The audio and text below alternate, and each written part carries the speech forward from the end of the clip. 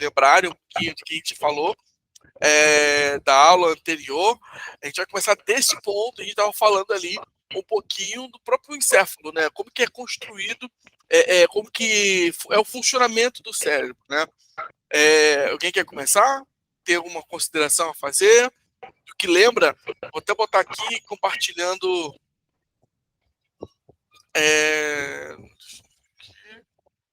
Não, essa aqui é outra. Calma aí.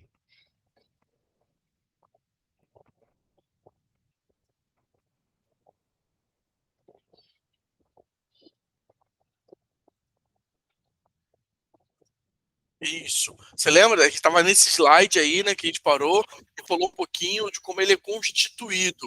Querem falar alguma coisa? Querem acrescentar, lembrar um pouquinho? Fazem fila. Não precisa correr. Bem, eu vou falar assim do que mais está fixado na minha mente, né? Que foi quando a gente estava estávamos conversando com a dona Inês, que foi sobre estimular o cérebro a fazer novas atividades, né?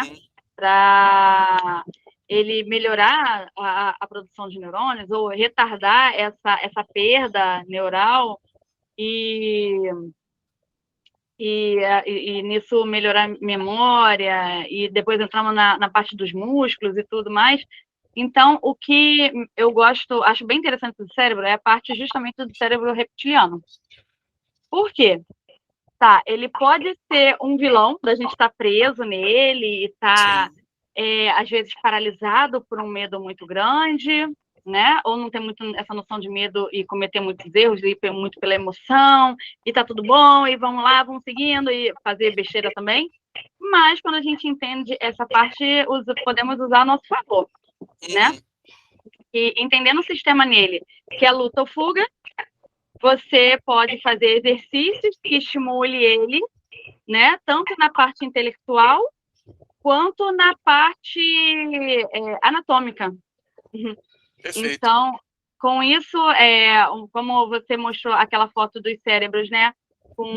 Que usou drogas, que teve uma certa perda, um acidente, assim como uma pessoa depressiva ela tende a ter essa massa mais rígida, talvez mais escura. Uma pessoa que está trabalhando com as emoções vai ser mais rosadinho, vai ser mais flexível, né? Vai ter mais neuroplasticidade. Então, essa é a parte que eu tenho para agora, para relembrar. Não, perfeito, foi ótimo. Ótimo você acrescentar. Interessante que o reptiliano, como você estava falando, é uma parte mais, como você falou, mais complexa de a gente atingir, porque ele foi muito formatado para ele agir instintivamente, naturalmente, sem que a gente exerça ali um poder de controle sobre ele. E então, conseguir chegar nesse estado de consciência, realmente a aula é um desafio muito grande. Muito exercício, muita prática, muita meditação. Realmente complexo, tá? E agora, você entender como ele funciona e começar a sabotá-lo, vamos dizer assim, no bom sentido, é interessante. Por exemplo, uma pessoa que tem muito medo. Normalmente o medo é para ser um mecanismo de defesa. Quando a gente foi criado, o nosso cérebro, ele praticamente não mudou nada desde quando a gente foi criado lá dos primórdios. Então os perigos eram outros. A gente não tinha casa de alvenaria, a gente não tinha todo esse mecanismo de segurança que a gente tem, se vivia em meia selva, né, o ser humano. E aí o perigo de um predador, de um animal, era muito grande e o nosso cérebro precisava agir instintivamente. Então, essa construção mesmo neuroanatômica não mudou praticamente nada de lá para cá. Então, só que hoje os perigos são outros. Você não está, por exemplo, a questão de um rato, que eu até citei, acho que citei na última aula, o medo de um rato. O rato não vai chegar e vai te devorar. Ele pode, no máximo, querer se defender, te arranhar, dar uma mordida, que não é nada legal também. Mas não é um perigo como um leão, como um urso que chega na sua casa e arranca um pedaço de você, né? Então, mas ele continua funcionando com esses instintos. E aí você consegue manipulá-lo ao ponto de o rato não é capaz de fazer mal algum a mim. Se eu bater o pé, o rato vai sair correndo. E trabalhar isso nele, que realmente é complicado, né? Mas como você falou, a alimentação, suplementação, o exercício físico, a meditação ajuda muito, muito a curá-lo, vamos dizer assim. E eu tô nesse caminho, eu preciso pegar tudo isso e usar isso muito bem. Muito legal, obrigado, Angélica. Alguém mais quer compartilhar? Pode ficar à vontade. André, Cleide, fica à vontade. E se não quiser também, gente, fica à vontade também, tá? Não, tranquilo. Hoje eu tô em stand-by só ouvindo. Hoje eu vou só ouvir. Não, perfeito, perfeito. Então vamos lá, gente. Eu vou falar um pouquinho hoje dessa construção do cérebro e vou falar também de fazer alguns exercícios logo de início. Eu vou fazer vou relembrar um pouquinho o que a gente já conversou aqui, falou, e vou. Tá travado aqui? Minha tela tá escuro? Tá aparecendo para vocês? Agora tá aparecendo. Ah, tá. Eu acho que eu tinha tirado. Beleza. Toda essa parte dos sistemas daqui de dentro do cérebro, ele é bem interessante, porque é o seguinte, quando você olha o córtex, por exemplo, ele cobre a maior parte de todo o cérebro, certo? Esse é o córtex, tá? Essa é a parte que raciocina, lembra, sabe? É estimulada as questões mais racionais, tá? Porém, ele é muito afetado pelo emocional e o emocional é muito afetado por ele. Eu estava falando sobre a questão do medo, vou passar alguns slides, de repente vou mostrar como isso funciona. Aqui, ó, nessa glândula, perdão. Todo esse sistema aqui do tálamo, do hipotálamo, do nosso cérebro límbico, tá? Como que o cérebro límbico bem menor comanda todo o resto, tá? Vou falar um pouquinho do amor, medo, amor e depressão, perdão, e como que isso acontece, como que a gente sofre isso ou passa por isso, tá ok? Eu acho que daqui, acho que não precisa nem tocar muito no assunto, né? A gente pode voltar ali daqui a pouquinho e vai surgindo, né, algumas colocações que é interessante a gente olhar. Aqui, essa imagem é uma tomografia e mostra como que funciona essas amígdalas, tá? O sistema límbico. Lembra? Essa parte aqui é todo o córtex pré-frontal, tá? Que é a parte que cria os movimentos, tá? Todo o córtex, tá? E aqui é o reptiliano, né? E aqui o sistema límbico, tá? Então é a mesma coisa, olha. Aí se lembra que são dois hemisférios, né, do cérebro. Córtex e aqui as amígdalas. Sempre tem, em cada um dos hemisférios tem amígdala, tá? E aqui, esse aqui é o fluxo sanguíneo. Isso aqui é a quantidade de sangue no cérebro, tá? Entende que esse cérebro aqui, ele tá assustado, ele tá com medo, ele tá querendo se proteger de alguma coisa. Todo o nosso córtex, ele também flui oxigênio para levar ali os nutrientes, né, importantes e sangue, tá? Quando a gente tem essas emoções, principalmente o medo, ansiedade, crises de ansiedade, o fluxo sanguíneo tem uma tendência a ir para as amígdalas. Eu falei isso na outra aula, não falei? Ou não?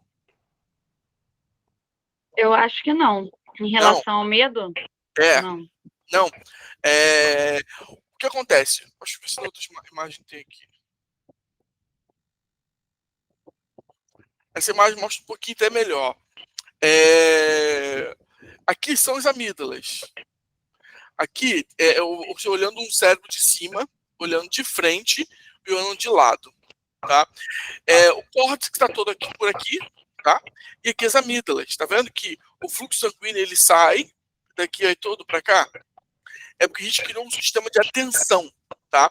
E com isso, o fluxo sanguíneo ele vai dar importância que o sistema automaticamente entende como mais importante. Então, ali na hora, o cérebro reptiliano está agindo a todo pano, a todo vapor, e ele infla todo o sistema límbico por causa das emoções, tá? E aí a grande questão é como que eu consigo gerenciar isso?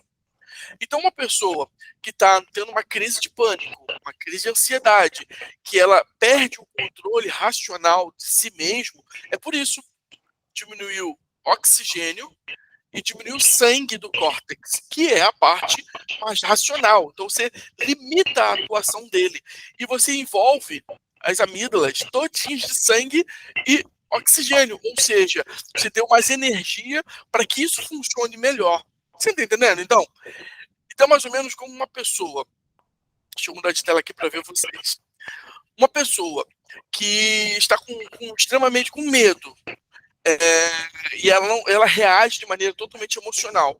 Você que está fora do medo, fora do problema emocional que ela está passando naquele momento, quando você olha para ela começa a ter reações que você fala assim, isso é irracional. Não faz sentido ela se sentir assim. Como falei, o medo de barata. Um rato faz talvez mais estrago que uma barata. Mas uma pessoa fica desesperada, sai correndo no meio da rua, na frente de um carro. O carro sim pode matá-la. Mas por que a barata faz ela se jogar na rua, na frente do carro? Porque as amígdalas dela se inflaram, ela se encheu de medo, que de alguma maneira, na construção dela, aí eu digo na formação mesmo, ela foi adquirindo medo de barata e ela não tratou isso, não tirou isso da vida dela, ao ponto que ela na fase adulta, que tem muito mais razão, mais conhecimento, mais noção de mundo, ela ainda continua com muito medo quando uma barata vai na frente dela. E aí, como fazer agora para poder diminuir esse fluxo aqui e, de novo, reespalhar ele por todo o córtex?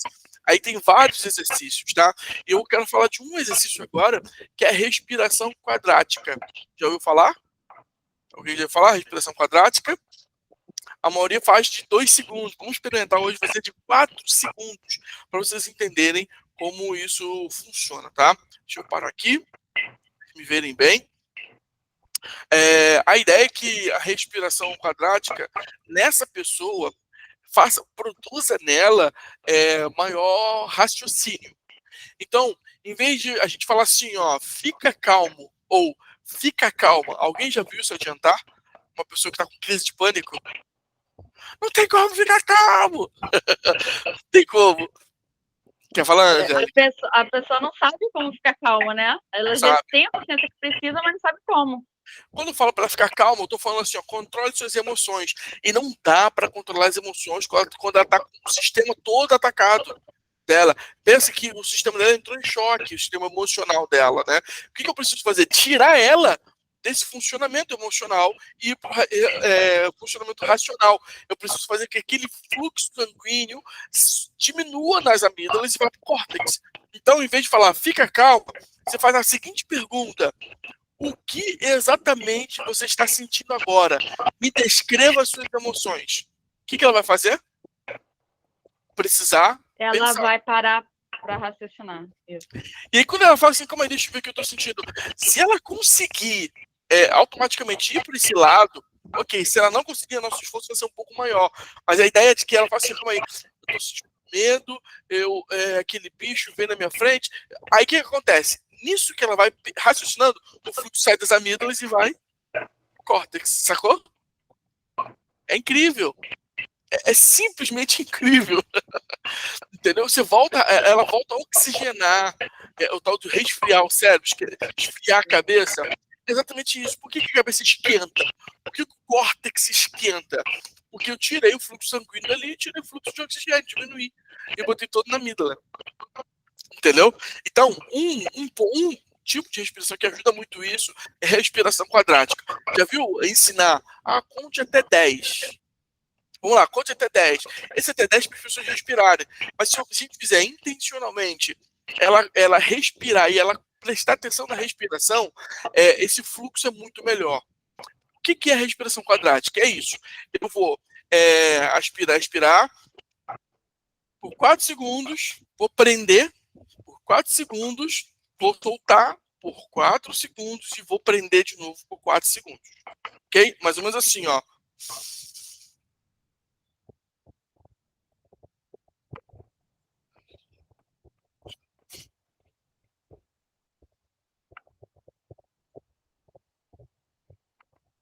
Fiz uma respiração. E aí, a ideia não é respirar rápido e nem soltar rápido quando você está soltando. É soltar devagar. Quando você respira, inspira rápido, respira devagar, devagar e devagar, perdão, você está fazendo que tudo flua melhor. Então, o oxigênio volta para o córtex, as amígdalas começam a se desinflar de sangue, tá? E aí o sistema retoma o controle na forma normal, tá? E aí a ideia de uma pessoa que está com crise, no momento de crise, é fazer isso 10 vezes. 10 vezes, ok? Vamos fazer pelo menos 3 vezes? Vamos lá, eu vou contando e vocês vão fazendo junto comigo, tá? Inspira, inspira, prende, solta devagar, prende, inspira de novo, tá? Vamos lá. 1, 2, 3 e 1.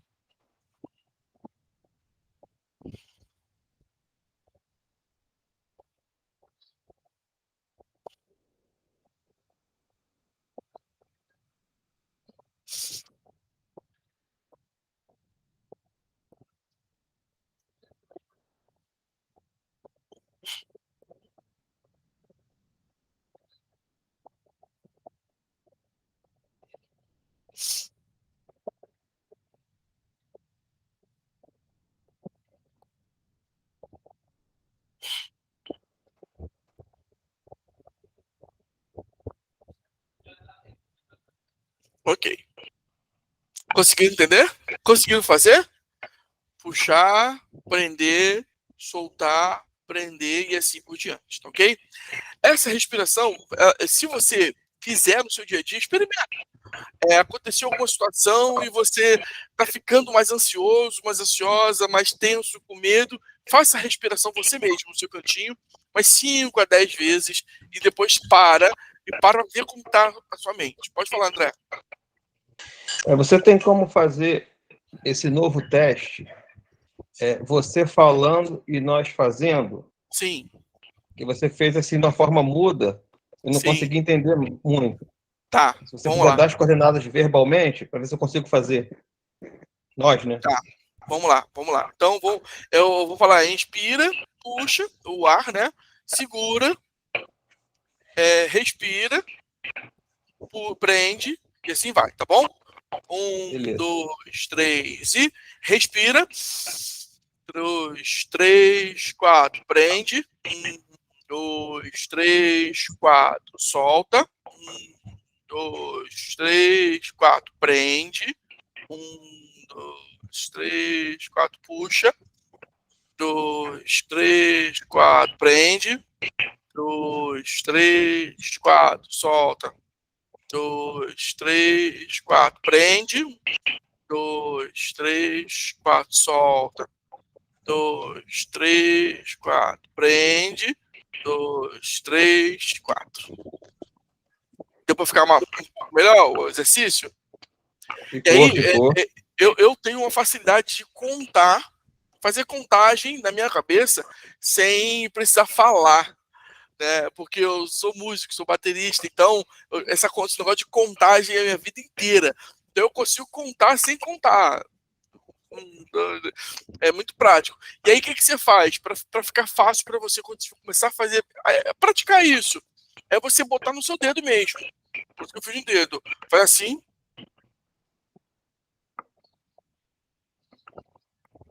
O ideal é que ele esteja bem no mesmo tempo, essa contagem. Pode falar. Eu faço essa respiração com os adolescentes, é que o André não acompanha muito, né? Até mesmo porque os adolescentes, quando eles estão alinhadinhos, eles estão acordando 5 horas da manhã, estão fazendo exercício. Então, quando eles voltam para fazer respiração, é no máximo 6 horas. O André não acompanha esse momento que a gente faz. Então, quando eu faço com eles, eu faço bastante movimentação mesmo. Na inspiração, faço assim, aí faço tudo com a mão também. Aí conto, aí segura, aí na hora de soltar, eu sou bem expressiva na hora de fazer com eles. Vai ficar prático, né? Beleza, perfeito.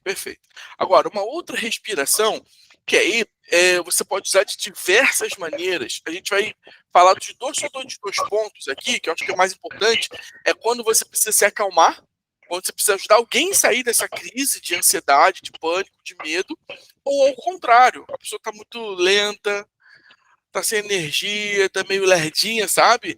E aí você faz a respiração ao contrário, que é o quê? É a respiração diafragmática. que fica aqui logo embaixo no seu estômago, né? Se puder, põe a mão assim debaixo aqui, onde fica o seu estômago. Coloca a mão aqui. Aqui não dá para sentir muito. Eu já pratiquei muito isso, então eu faço com muita facilidade. É fazer uma respiração que não é com o peito, com o pulmão, é com a barriga. Você encher a barriga de ar, entendeu? Vamos tentar, enche a barriga de ar aí. O peito não pode inflar, só a barriga, e solta devagarzinho. Aí qual a melhor dica? Eu até falar com a Cleide. Estica, bota a mão para baixo, deixa o corpo o máximo ereto possível, né? Você pode até estufar o peito assim, só que você faz inflando a barriga apenas, sem que o peito se encha de ar. Você tem essa consciência? Você consegue entender? Cleide, André? Uhum. Então vamos lá. Só a barriga. 1, 2, 3 e...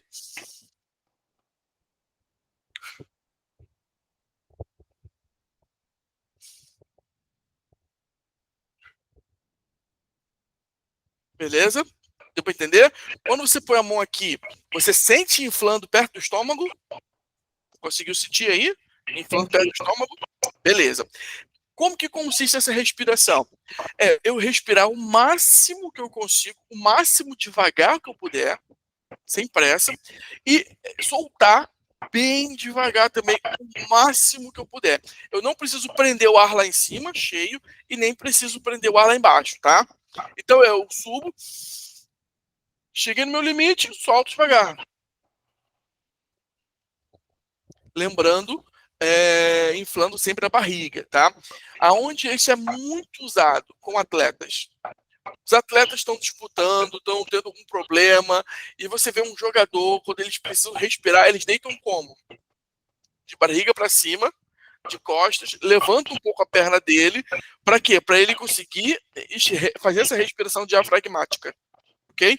Então, para você está na sua casa, no momento que você consiga fazer isso, quer ter o maior controle nessa respiração, o ideal é deitado de costas, tá? Esse é o ideal, barriga para cima, né? Beleza? Vamos tentar então fazer pelo menos umas 4 vezes, respirar, puxar todo o ar até o final, sem prender, soltar bem devagar. Vamos lá? 1, 2, 3 e diafragma. Infla a barriga, solta devagar, bem devagar.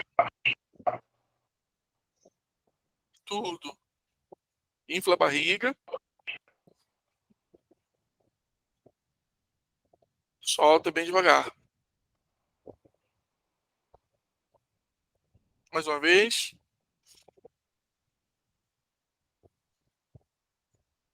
Solta bem devagar. Ok? Essa respiração, você fazendo aí pelo menos 10 vezes, ela vai te tirar de qualquer susto, qualquer crise de ansiedade e vai fazer de novo o oxigênio passar com mais fluidez pelo seu cérebro e aí sim a circulação sanguínea fluir bem no seu cérebro, tá ok? Agora, uma pessoa que está ao contrário, ela está muito devagar, sonolenta, você mesmo está no seu dia de trabalho, mas tem aquele momentinho depois do almoço, 1h30, 2 horas da tarde, vem aquela sonolência horrível que você não sabe o que fazer. Quando você levanta para beber uma água, para falar o rosto e tal, o que você fez foi, você se mexeu, isso ativa também, né? Mas essa respiração que eu vou falar agora te ajuda e muito a gerar um pouco mais de força, mais de tensão, né? Que é liberar cortisol. Quando você está muito ansioso, com muito medo, está com excesso de cortisol, por causa que o seu sistema límbico se inflou e ele joga cortisol para o corpo inteiro, tá? E aí o cortisol te dá esse estado de tensão, de medo, tá? Essa parte eu acho que eu não falei muito claramente, mas é isso. E essa respiração que acalma, que volta a circular o fluxo sanguíneo, diminui a segregação de cortisol no seu corpo, entendeu? E agora, ao contrário, também funciona. Se eu estou muito cansado, eu estou indisposto, sonolento, eu posso jogar uma pequena parcela de cortisol no meu corpo para dar uma energizada, ok? Isso funciona. Que é o seguinte, é você respirar muito forte e rápido até o final e soltar o mais rápido possível. Então, você pode fazer tipo assim, ó.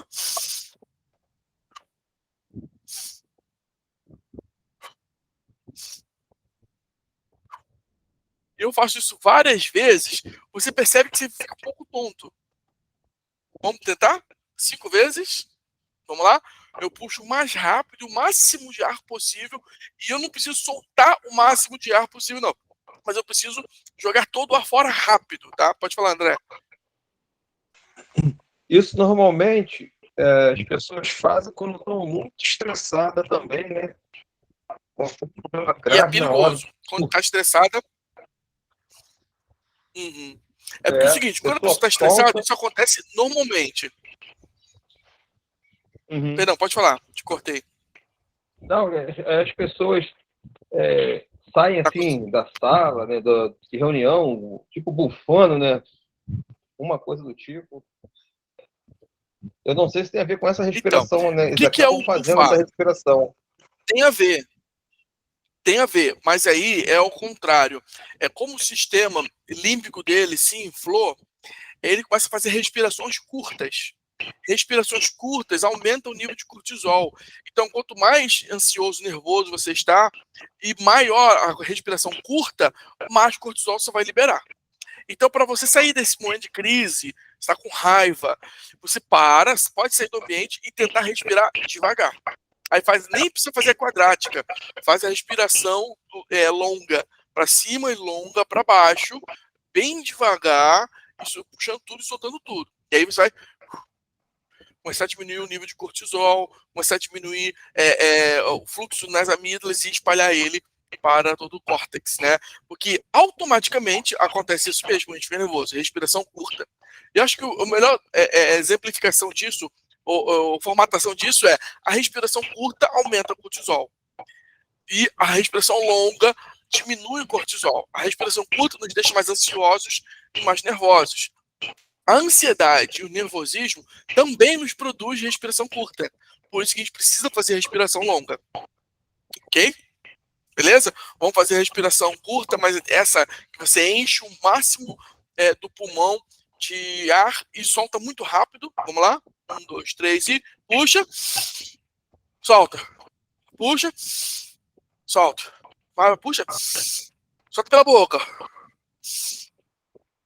Mais uma vez. Como que tá seu cérebro? Ficou um pouquinho tonto. Olha como que a sua visão fica um pouco turva. Você reparou? Olha para um lado e para o outro, você vai ver. O que é isso? Eu enchi muito rápido o meu cérebro de ar, mas soltei muito rápido. Não dá tempo de alimentar meu córtex. Entendeu? E ele fica confuso. A sensação de tontura é exatamente por isso, porque eu estou jogando ar de novo fora muito rápido. Tá? Mas isso te ajuda quando você está mais apático, com pouca energia. Você faz isso rapidamente te dá mais energia e motivação para se manter em foco. Ok? Vamos lá, então. Dúvidas sobre a respiração? Sobre esses exercícios?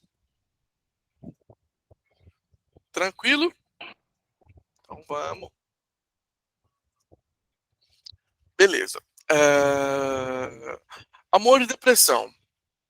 A ideia aqui é falar um pouquinho de como isso se torna natural. Eu vou falar um pouquinho mais agora de tendências. Tendências não é aquilo que você provoca, é aquilo que acontece com você sem você se esforçar. Acontece quase que naturalmente, tá? É uma tendência do meu comportamento ser assim ou assim, entendeu? Eu tive uma mãe que ela tinha muitos problemas emocionais e ela era bipolar. Não sei se vocês conhecem isso. E ela não era, como o pessoal costuma dizer aí, né? O termo brincando, né? Bipolaridade não é uma brincadeira, é um negócio muito grave e terrível para quem passou. Mas ela era diagnosticada com essa doença, com essa questão neuronal, neurológica bipolar. E aí, ela tinha uma tendência a ficar depressiva. Ela tinha uma tendência à depressão. Era quase que o estado natural dela. E quando ela ficava com a crise, bipolaridade, ela virava ao polo, ela ficava extremamente eufórica. Extremamente eufórica. Ela falava rápido, falava grosseiramente, atacava as pessoas que ela mais amava. Essa é a questão da bipolaridade.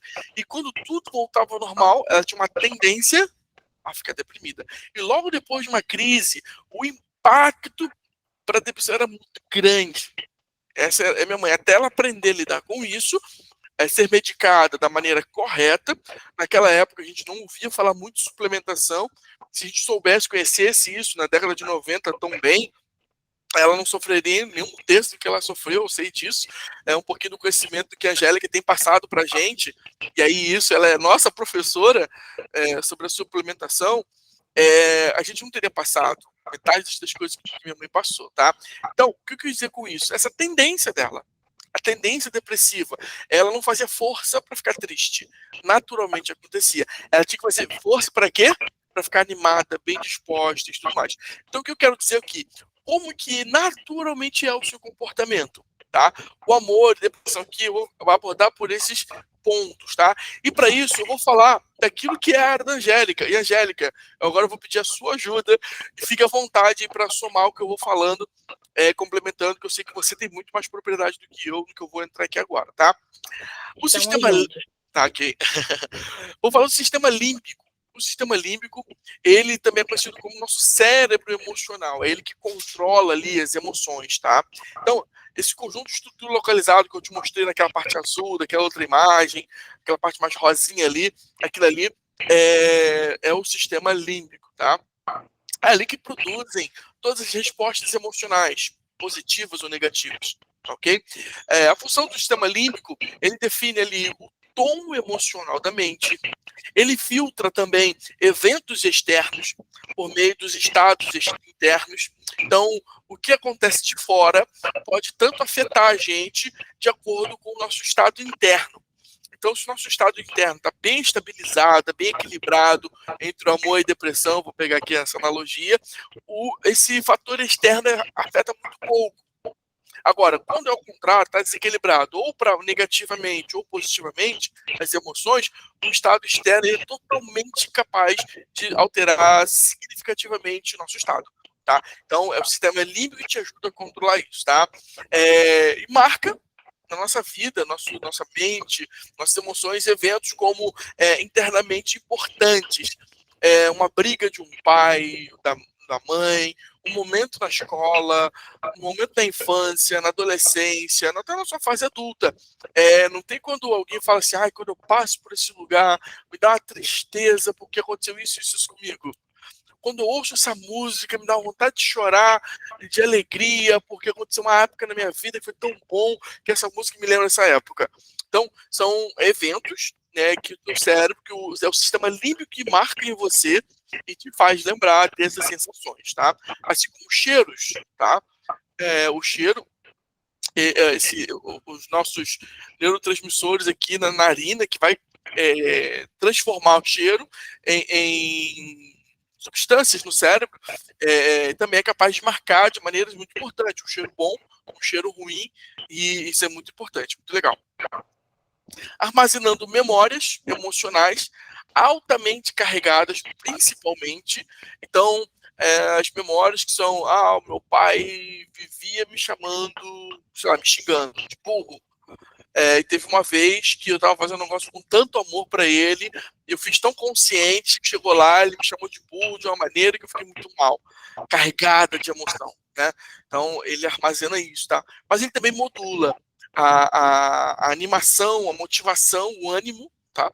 Te ajuda a controlar o apetite, os ciclos de sono, promove as conexões de todas as pontas, né, emocionais, tá? E processa diariamente o sentido do olfato, como eu te falei, né? Diretamente o sentido do olfato. Também modula a libido, tá? Problemas no sistema límbico.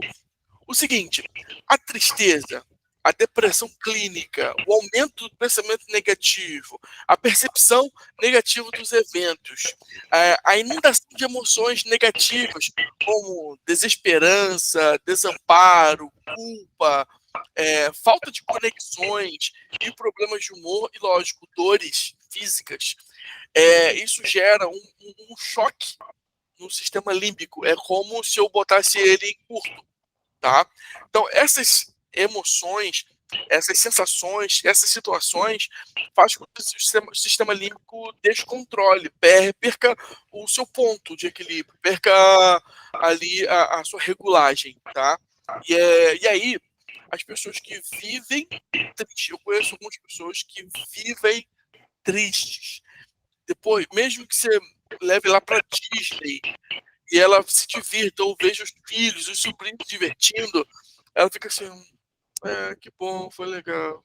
Porque ela vive triste, tá? O sistema límbico dela já foi arrebentado. Então, para você gerar um monte de dopamina, você gerar ali um monte de serotonina ali, é bem difícil. É bem difícil, tá?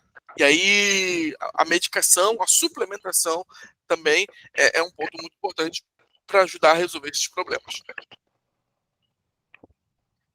E aqui que eu vou pedir mais ajuda da minha amiga, tá? Olha só, os cuidados físicos para o nosso sistema límbico, suplementação e nutrição. Os 2 melhores suplementos para apoiar um estado de ânimo saudável são ácidos graxos, ômega 3, especialmente aqueles que contêm um teor mais alto de EPA, na faixa ali dos 60%, tá? E aqui veio trazer um pouquinho de pesquisa, tá? Então, não é algo que a gente tirou da nossa mente, é algo de pesquisas, de matérias científicas, tá? Por isso que eu falei lá no início que eu fico muito tranquilo de usar todo esse material, que está muito baseado mesmo com artigos científicos, tá? Em uma revista de 15 estudos envolvendo 916 participantes em ácido graxo com ômega 3 para a depressão, os suplementos que tinham mais de 60% de EPA mostram significativamente mais benefícios nos score de depressão do que suplementos com menos 60% de EPA, na faixa de 80 pessoas, tá? 78 pessoas. A faixa de dosagem foi entre 200 e 2.200 miligramas por dia de EPA. A serotonina é o neurotransmissor que ajuda a acalmar o cérebro, está intimamente envolvido no sono, regulação do humor, do apetite e envolvimento social. Então, uma pessoa que não se alimenta direito, uma pessoa que não dorme bem, e uma pessoa que vive isolada, os níveis de serotonina dela baixam assim, de uma forma absurda, tá? Alimentos saudáveis para o cérebro que ajudam a aumentar a serotonina, incluem carboidratos inteligentes. Assim, a gente tem que ter uma preocupação, principalmente eu, né? Com relação ao carboidrato, mas também não fazer igual eu tenho um amigo que ele diz que come 30, no máximo 50 gramas de carboidrato por dia. Aqueles marombeiros que tudo para ele é proteína, proteína, proteína. Então, os carboidratos inteligentes eles são importantes para o nosso cérebro também, como batata doce, a maçã, a cenoura, a banana, que não está aqui, mas a banana também é importante, a aveia, o grão de bico. Aqui são alguns exemplos, tem vários outros, morango e outras coisas bem legais. Isso causa um aumento mais gradual de serotonina, tá? A dopamina é um neurotransmissor envolvido na motivação, emoção, foco e prazer. Isso ajuda a você fazer as coisas. A proteína geralmente ajuda a aumentar os níveis de dopamina, tá? Porém, tem cuidado. Quando eu jogo um excesso de dopamina, eu tenho uma tendência, a dopamina vicia, tá? Eu tenho a tendência a não querer outra coisa a não ser dopamina, tá? Então, tem que ter esse cuidado. Vamos lá? Por isso, se você precisa se concentrar, evite o açúcar. Pão, macarrão, arroz, batatas brancas, né? Os alimentos que tendem a aumentar a dopamina incluem carne bovina, aves, peixes, ovos, sementes, as castanhas, né? São bastante importantes. Semente de abóbora, de gergelim, nozes, amêndoas, queijos, shakes de proteína, e tem whey protein, tem vários outros aí que são interessantes, e chá verde, tá? O que acontece? eu tô aprendendo de verdade tudo isso agora, questão da alimentação, como usar isso melhor para ter um melhor resultado no meu corpo e no meu cérebro. Eu não pensava muito, antes de conhecer, de obter esse conhecimento aqui, na alimentação para o cérebro. Eu só pensava para o corpo. Eu tenho que parar de comer aquilo, tem que comer aquilo e tal. Mas quando a gente olha para esse conjunto, a gente está estudando o cérebro, 30% de tudo que a gente absorve, 30% de tudo que a gente come, vai para o cérebro. Então, se essa comida ela é realmente saudável, vou manter meu cérebro saudável. Se ele não for, eu vou estar bombando, ou enchendo meu cérebro com aquilo que não é saudável também. Tá ok? Considerações, minha amiga Angélica, fica à vontade. Primeiro que você foi exímio, tá bem fechadinho os seus estudos, estou gostando bastante. E em relação ao ômega, é bem isso mesmo, e eu acho, primeiro, um absurdo os ômegas que são vendidos por aí, né? É muito difícil ter um ômega de qualidade, e a maioria tem o EPA bem baixo, o DHA também bem baixo, e são vendidos assim num valor altíssimo. E de marcas renomadas, de gestante, então, são os mais absurdos ainda. Agora, uma coisa bacana, para quem já está nessa pesquisa do ômega 3 e já tiver essa marca de preferência, quem quiser uma indicação também, eu tenho, provavelmente você já deve ter também, é que o ômega 3, ele é a parte anti-inflamatória, né? E temos a parte inflamatória, que também é necessária no nosso organismo, sim, para combater as doenças, mas não em excesso. Só que na nossa alimentação moderna, essa parte inflamatória, ela está extremamente alta, justamente por causa dos pães, farinhas, né? A batata inglesa, isso é muito comum. Então, a parte inflamatória está altíssima, fora que nem é lixo, né? Agora, sim, as sementes oleaginosas, como você comentou, é muito boa para o cérebro, e é a parte do ômega 6, que também é importante para combater doenças no nosso organismo, sendo que ela vai agir melhor ainda para a pessoa que suplementa o ômega 3. Por quê? Você pega as sementes oleaginosas e come lá seu mix todo dia. Né? Tem gente que fala assim para mim, minha semente oleaginosa é muito cara. Gente, não precisa comprar tudo de tudo, nem exagerar na hora de comer. É um pouquinho, né? Duas castanhas e 2 amêndoas é o suficiente. Lá em casa eu estava usando muito a semente de girassol também, porque é bem mais em conta, aí fazia um mix. E fora que é gostoso, né? Depois que você acostuma a comer, às vezes a pessoa não tem costume, mas depois que você acostuma, você sente até falta. E aí, com o ômega 3 em dia, você tanto vai ter a parte inflamatória, que vem das sementes, quanto da suplementação de ômega 3. Isso andando equilibrado, você vai estar realmente com alta performance no cérebro e estará com seu corpo equilibrado para combater as doenças, sem ficar inflamando sucessivamente, né? Também tem outros 2 suplementos bem bacanas. Provavelmente você já vai falar em breve, que é o magnésio. Ele é um coringa na nossa alimentação. E aí o magnésio tem várias classificações. Uma das classificações dele é o treonato de magnésio, que é o único que ultrapassa a barreira encefálica. Então, ele é muito usado para estudo, para quem está fazendo concurso, né? Juntamente com o ômega 3. E tem mais esse eu descobri recente, que é o vinpocetina. Também é um suplemento específico para o cérebro. Qual o nome? E aí, vinpocetina. Eu te mando a matéria dele. Bem bacana, descobri num desses doutores que fazem as fórmulas da IJA Suplementos, né? Tem o Peter Liu, tem o Ronald Zancan. Então, eu leio a fórmula deles todos, né? E fico tentando melhorar a fórmula para mim ou para algum cliente meu, eu fico brincando com as fórmulas. E como eu já estava com as fórmulas completas de outras coisas, né? A fórmula que tinha vinpocetina não cabia na minha rotina. Aí eu passei a suplementar sozinha, porque eu já tinha as outras coisas, né? E é um suplemento muito eficaz para a pessoa que quer ter aquele cérebro assim, tinindo, lembrando das coisas, realmente, usando e abusando, pode fazer esse combo aí. Não, fantástico. Não, Angélica, tudo que eu penso em suplementação, eu não vou em outro lugar não ser você. Não tem por que ir. Gratidão. Não tem por que ir. Você que me ajuda, você que me... Tudo que eu aprendo, tudo que eu aprendi sobre suplementação foi com você. E eu vou continuar nessa. É a minha coach. Me sinto honrada. É isso aí. Com certeza. Firme e forte. E agora vai ser meu coach. Verdade.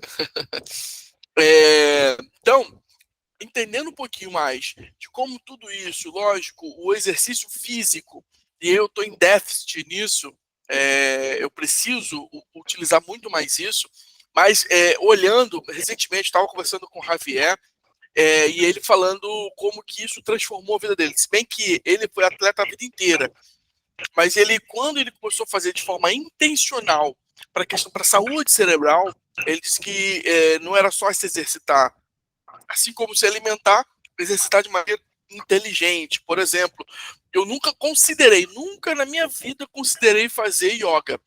A primeira vez que eu considerei isso foi a Angélica. Por que eu considerei? Porque ela me mostrou quanto isso me ajudaria a diminuir cortisol, como que isso... Antes eu só olhava como o exercício físico e lá atrás como algo espiritual. Amadureci e vi que não tinha muita coisa espiritual ali, eu olhava como mais exercício físico. E a Angélica me mostrou, não, o yoga, ele pode te ajudar a fazer, e ela foi pontuando várias coisas, né?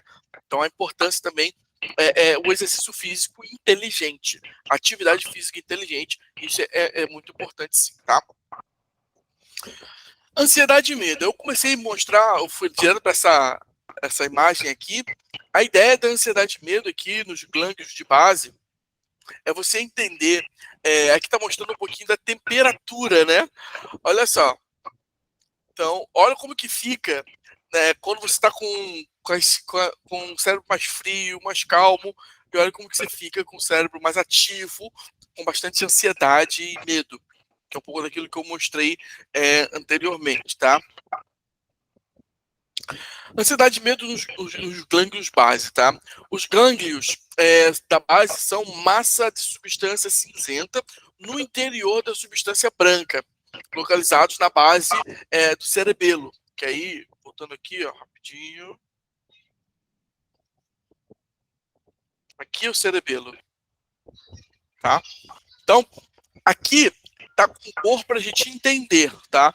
Mas aqui fica bem branco, bem mais branco do que todo o córtex, tá?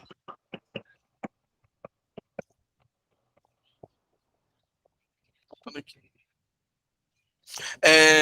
Do cerebelo, principalmente na posição lateral e circunvizinha ao tálamo. O tálamo está mais para cá e ele fica mais para baixo, ele perto da medula espinhal.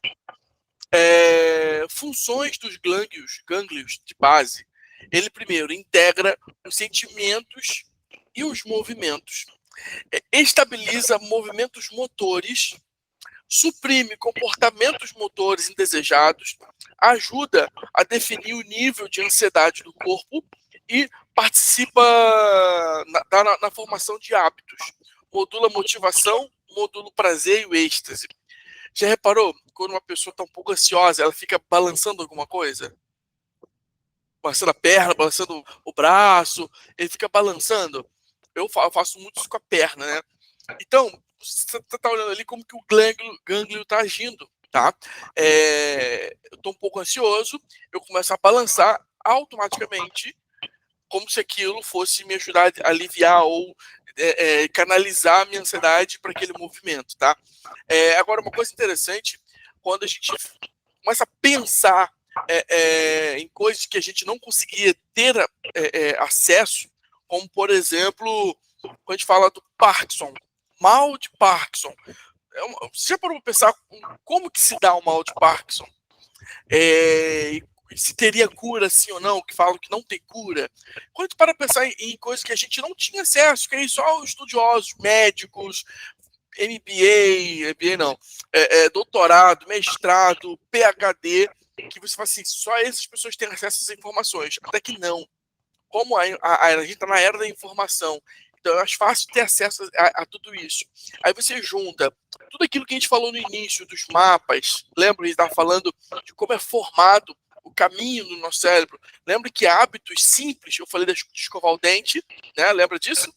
Escovar o dente, o pai e a mãe vai ensinando, forçando a criança, até que um dia vira um hábito, e o pai e a mãe não precisam mais falar como que se faz.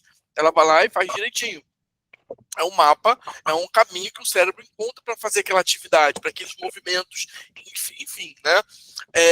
E aí, quando a gente vai perdendo muito neurônio, tem essa doença degenerativa, esses mapas são desfeitos e não conseguem se refazer. Então as pessoas perdem a lembrança, perde o controle dos movimentos, aí dá tremor essencial e outras coisas mais, porque esses caminhos neurais eles foram se desfazendo e a gente não consegue refazê-los, tá? Agora, a neuroplasticidade, o estudo da neuroplasticidade tem acreditado que é possível reconstruir boa parte de tudo isso. Até mesmo um Alzheimer, por exemplo, tá? Então, a suplementação, o exercício físico e alguns exercícios mesmo motores têm ajudado pessoas a se recuperar de uma maneira bem interessante. Dúvidas? Pode perguntar. Robson, para tremores essenciais, nós temos o exemplo da mãe da Letícia. Não, mãe da Letícia não, perdão. Deixa eu ver, peraí. Da tia da Letícia, sabe Letícia do Richard? Letícia do? Richard, aquela que tem 5, agora são 5 filhos, né? Que um nasceu agora. Não, acho que eu não sei quem é, não. Então a Rúbia deve saber. Deve saber. Eu te mostro. O que acontece? Ela tem, se eu não me engano, é Parkinson, tá? A tia dela.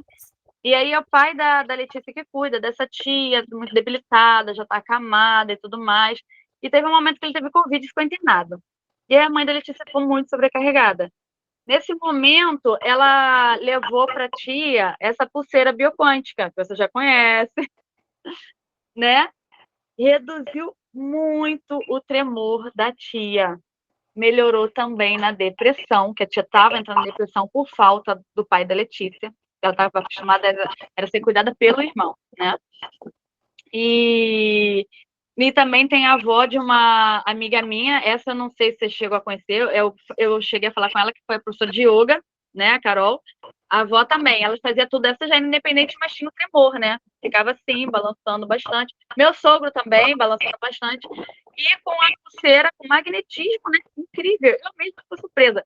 Eu trabalho com isso, eu vivo isso na minha vida, mas eu fico surpresa. Porque é imediato que para o tremor. Como é que pode uma coisa dessa, gente? Não, é fantástico. É exatamente fantástico. Por exemplo, quando você fala de magnetismo, não dá para entender, não dá para explicar cientificamente como ele atua e recupera isso, mas ele faz. Cientificamente é provado que a interferência do campo magnético do nosso corpo é incrível. Isso aí é incrível mesmo. Eu já participei de palestras densas, sabe? Densa até muito densa para mim, porque eu não consigo guardar tanta informação. Aí eles deram um exemplo do seguinte, tá aqui nosso campo magnético, né? A gente tem a Terra é magnética, tudo é magnético. E quando a pessoa está sobrecarregada, estressada e muita coisa para fazer e não tem contato com a natureza, tá tudo errado, alimentação errada, falta de exercício, relações tóxicas, o campo magnético está assim, ó. Que nem aquele teste da água, com as moléculas da água, tá tudo assim. Quando coloca a pulseira, volta a fluir. Entendeu? Tanto desse lado quanto desse lado. Volta a correr tudo bem, a não ficar estremecido. Fica assim, entendeu? Você fica todo envolvido com uma coisa bela, vamos dizer assim. Isso é incrível. O teste da água, ele é muito incrível, né? Quando você... Vou ver se eu pego um vídeo e coloco lá, se você achar, Angélica, pode colocar no grupo o teste da água. Só de lembrar que o nosso corpo, 70% dele, ou um pouco mais, é água. Tá lá, Cleide fazendo lá raiva na gente, bebendo água, tá vendo? Que maravilha. Isso aí, minha irmã. Muito bom. Eu tô sem água aqui. Pede pra Emily trazer água. Eu tô bebendo aqui no... água. Inclusive, a Emily me deu veio falando conosco, né, sobre o estudo que ela fez. Eu não sei agora qual é o país, tá? eu vou perguntar para ela, que quando eles querem derrubar uma árvore, ao invés de eles darem machadada na árvore, eles ficam 33 dias falando mal da árvore, xingando a árvore, e ela seca e cai. Eu fiquei até com pena da árvore. Eu falei, meu Deus, acho que seria melhor uma machadada, que ela sofre muito. Mas você vê Caramba! como isso é real. Que incrível! Que incrível. E assim, eu sei que isso é bem verdade.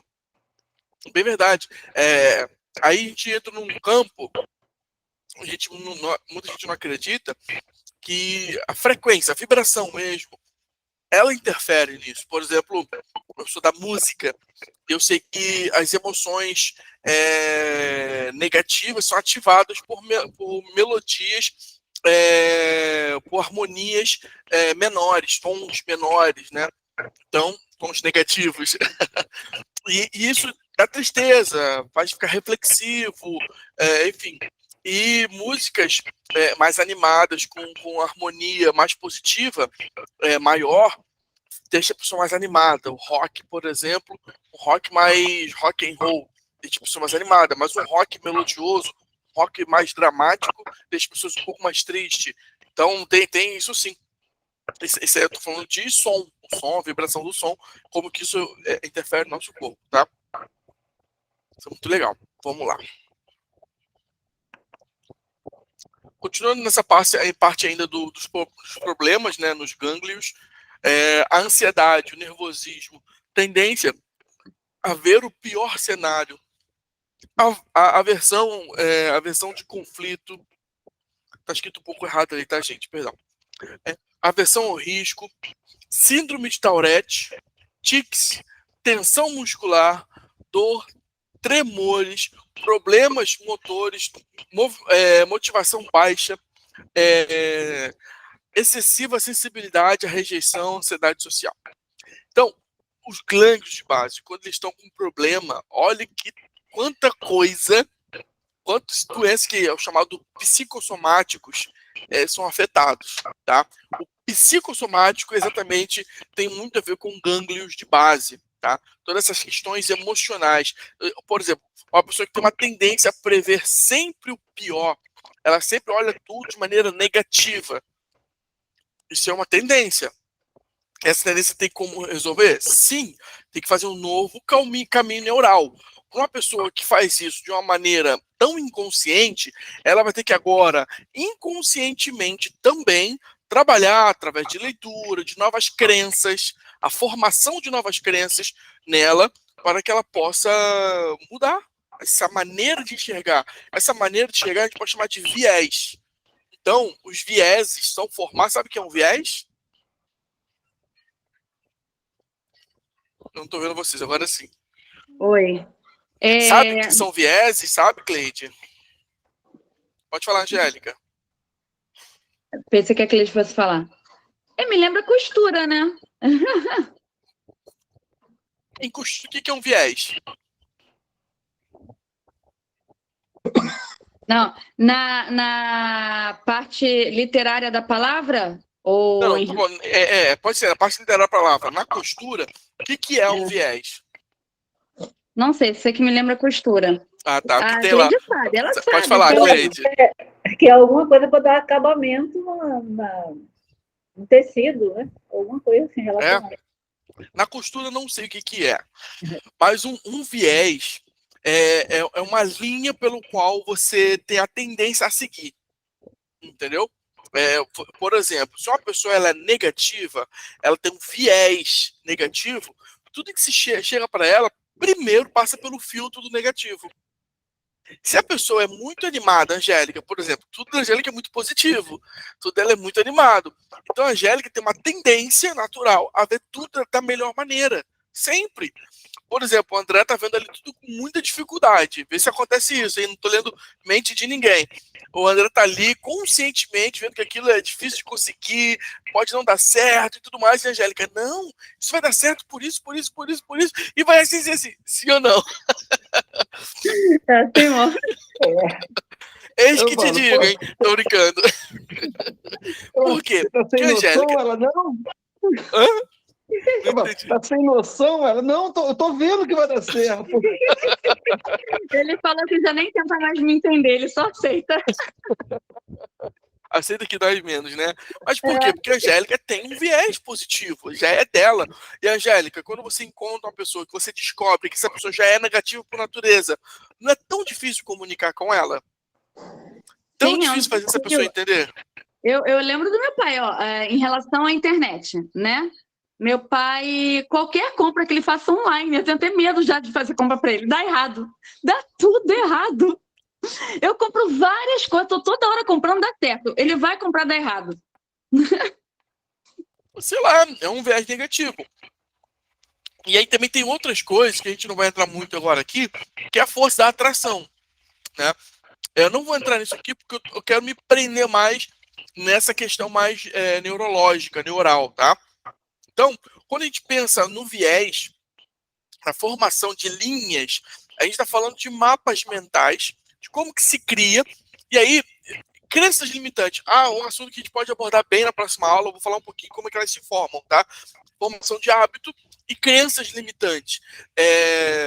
Uma crença limitante vem disso, de eu experimentar uma coisa e não dar certo, experimentar uma outra coisa e não dar certo, experimentar de novo e não dar certo, e eu crio uma crença. Se eu fizer sempre isso, vai dar errado. É uma crença. E aí, eu não tô falando de, por exemplo, se eu bater minha cabeça na parede todos os dias, eu vou ficar com dor de cabeça. Isso não é uma crença limitante. Isso é óbvio.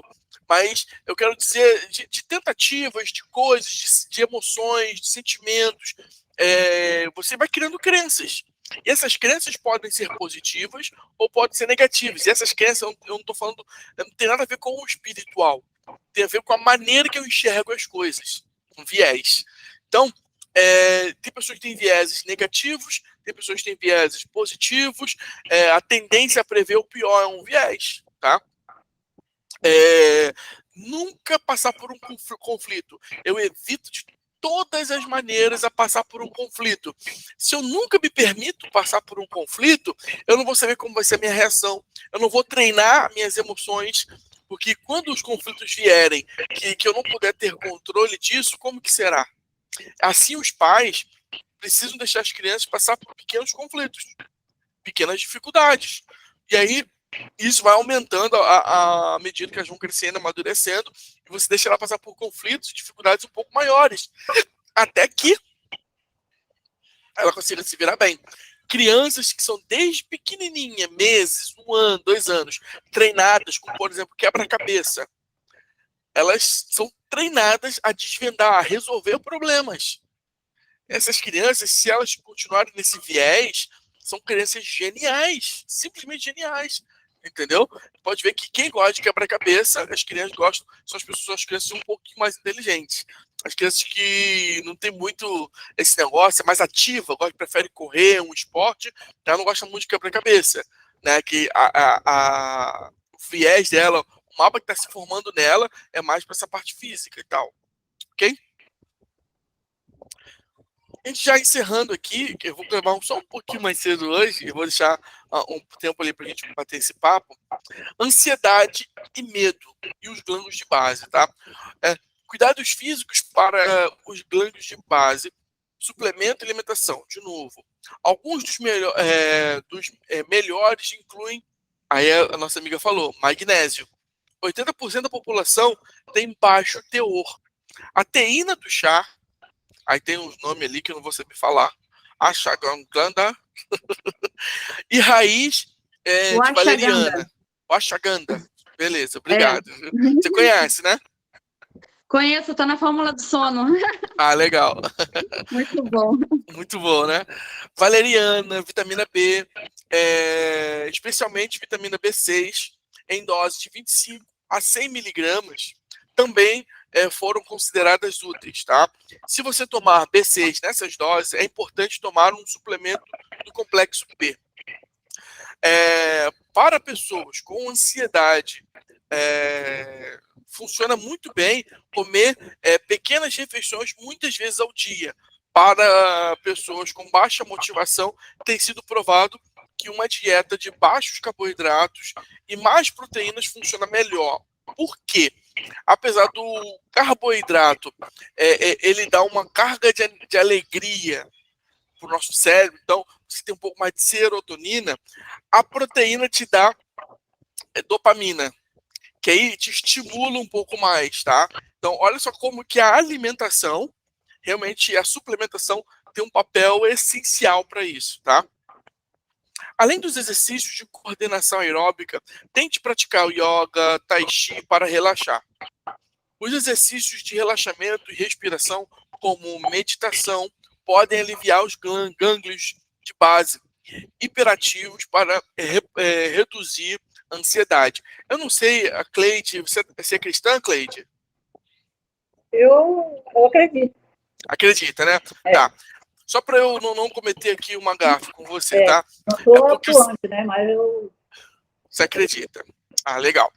Eu vou falar de meditação e eu vou usar um pouquinho minha base de fé para falar sobre isso, tá? Uma prática de oração, como meditação, ela é fundamental para que você consiga equilibrar toda essa parte, tá? Nossos gânglios. Tá? Então, uma colega de trabalho, ela também só acredita, ela não é cristã, não é, ela se diz católica ali, mas não pratica nada. E ela estava passando por alguns problemas em casa, ela veio conversar ali, olhou para mim e disse, ó, pastor, me ajuda, mais ou menos assim, né?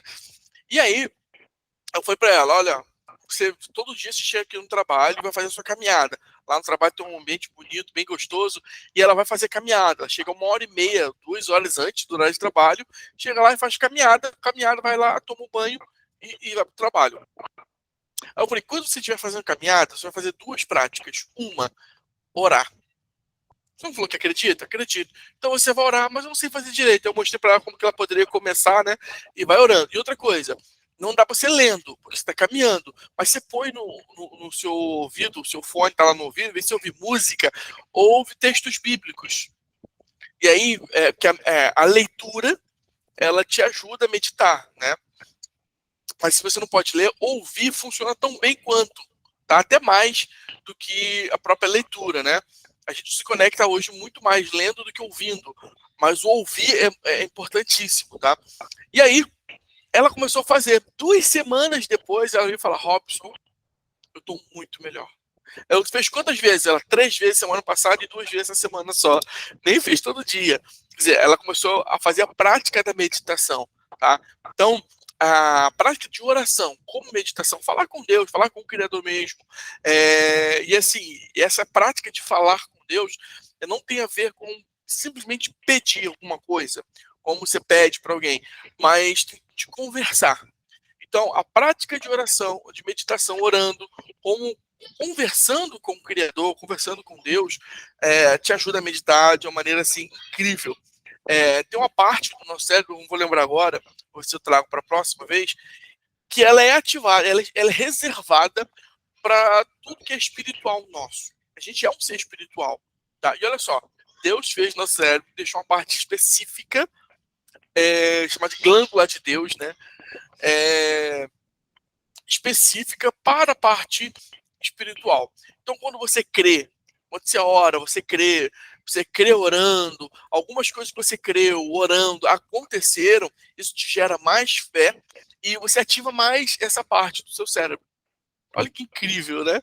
Ele que fez, ele botou as chaves todinho no nosso corpo para funcionar de maneira totalmente adequada. Isso é simplesmente incrível, tá? Aí fala da prática da respiração, 5x2, 5x10, sempre que necessário. Aqui o 5x2 está falando da respiração quadrática de 2 segundos, tá? Ou 5x10. Sente-se em uma cadeira, fique confortável, feche os seus olhos, coloque uma das mãos no peito e outra na barriga. Então, por vários minutos, sinta o ritmo da sua respiração e, lógico, do seu batimento cardíaco. Você, principalmente, você respira principalmente com o peito, principalmente com a sua barriga, ou com o seu peito e a barriga. A maneira que você respira tem um grande impacto em como você se sente, tá? Então, pratique esse aquecimento mental. Ok? Ok? A gente estava falando da respiração. O que é interessante pensar nisso? Voltando só um pedacinho daqui a parte da respiração curta.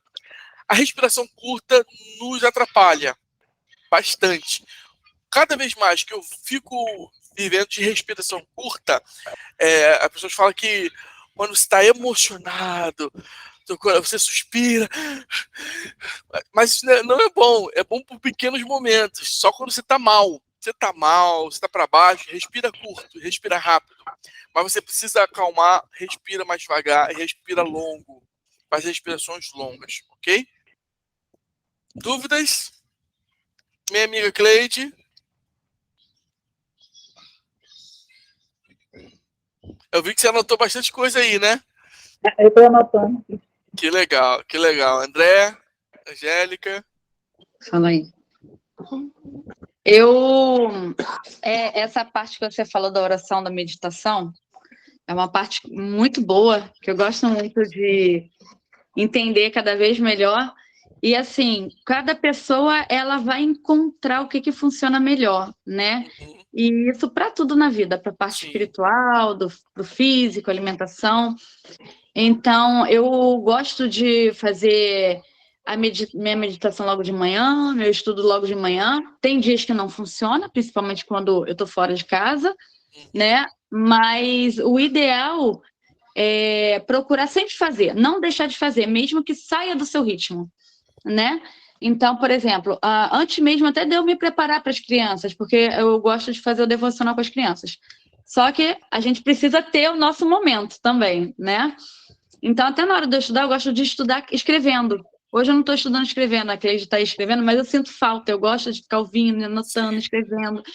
E muitas das vezes eu estou conversando, parece que eu estou conversando comigo mesma, mas parece que já vem a resposta ali, eu começo a escrever a resposta da minha própria pergunta. E tem um momento de oração, e essa parte de meditação, não só meditação na palavra, né, dentro da palavra, como a meditação realmente de acalmar o corpo. Que, para quem não tem costume de meditar, fala assim, pense só na respiração. E é isso mesmo, quando você se posiciona, né, coloca uma postura ereta, bonitinho, pelo menos tenha a intenção de colocar, que às vezes a pessoa está com um momento enfraquecido, não consegue, mas você joga a intenção de estar com o corpo ereto. E você vai fazendo a contagem, como a respiração quadrática. Você vai fazendo a contagem, você fixa na contagem, e aí você esquece todo o resto. Quando você sai dali, já sai outra pessoa. É verdade. E mesmo que não acredite muito, eu falo isso com os adolescentes, olha só, vocês não estão entendendo o que eu estou explicando agora, não tem problema. Só façam. Só façam, que vocês vão ver que dá certo, entendeu? E depois a gente volta a conversar, quando vocês trouxerem as experiências de vocês. Perfeito. Perfeito. Entendeu? É isso, perfeito, perfeito.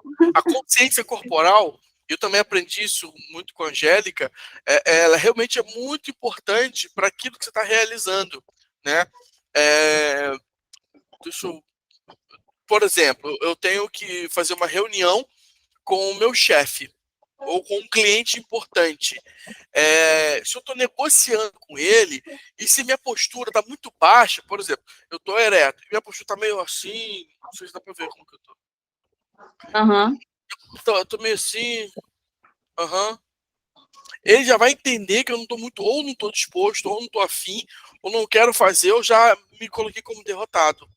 Agora, se eu estou assim, um pouco mais para frente, olhando no olho dele, a minha expressão, ela tá assim, ele vê que a minha expressão tá aberta, tá ampla, ele fala assim, esse cara tá totalmente olhando para mim, tá totalmente confiante. E essa confiança, essa energia que eu tô passando para ele aqui, faz com que ele tenha confiança em mim e feche comigo, por exemplo. Tá? Então, essa consciência corporal ela é muito importante. Tem um assunto que a gente pode, se quiser, abordar no bate-papo, que é o PNL, que é a Programação Neurolinguística. É como você se comporta num relacionamento com a pessoa para gerar mais sintonia ou rapport.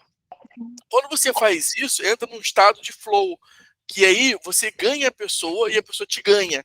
Então, se você faz isso conscientemente, num relacionamento, seja chefe, seja cliente, seja pai, filho e pai, marido, esposa, isso é incrível como é transformador.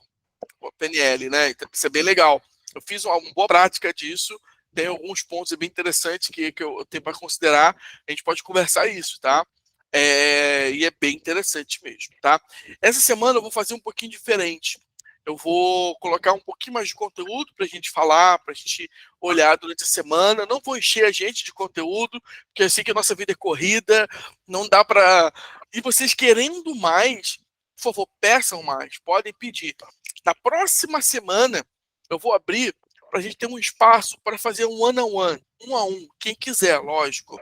Robson, eu ouvi você falando algumas coisas, me identifiquei com algumas coisas e queria ver como eu poderia ser ajudado melhor nisso, né? Isso vai vir depois, seria interessante, do perfil neuroanatômico de vocês, tá? Eu vou colocar hoje, daqui a pouquinho lá, no grupo, o link para preenchimento do perfil. Vocês preenchem, é um pouco mais extenso, tá, do que aquele que eu te mandei, aquele forms ali, é só para a gente ter alguns dados. Todos vocês já estão lá, eu vi lá, do André, da Angélica, da Cleide, da Inês, está tudo lá. Até de uma outra pessoa que não está aqui, está lá também, alguém preencheu lá. E aí preenche esse formulário, e aí o Javier, tá até na Espanha hoje, ele vai fazer lá, vai dar o resultado do relatório de tudo isso, com o relatório em mãos. Você vai poder se conhecer melhor e a gente vai poder ver as ações para te ajudar a interferir de maneira proposital naquilo que está um pouquinho mais em falta na neuroanatomia. Beleza, pessoal? Beleza, Robson. Foi um prazer. Amamos a aula. Maravilha. Quero rever, né? A primeira também eu fiquei conversando com a Tati, mas acabou que eu não revi a aula, preciso rever, que também foi uma aula com muito conteúdo. Eu quero até saber se esses slides que você passa, se vai ficar disponível ou não, que hoje eu não pude anotar. Naquele dia eu consegui anotar algumas coisinhas até dos slides, porque eu estava com o computador, estava enxergando.